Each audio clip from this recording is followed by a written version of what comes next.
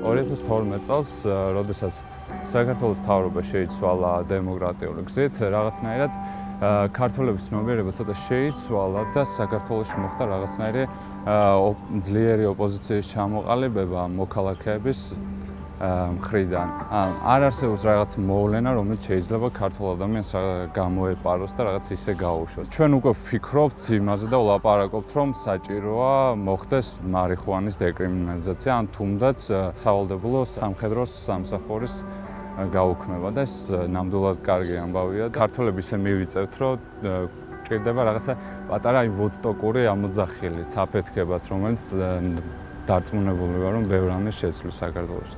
თან ახლა ჩვენი თაობის ადამიანებიც არ არიან ისეთები, როგორც შეიძლება იყვნენ ჩვენი წინა თაობა, რადგან ცოტა განათლებისკენაც გვაქვს გეზი აღებული და ეს ძალიან სასიხარულოა.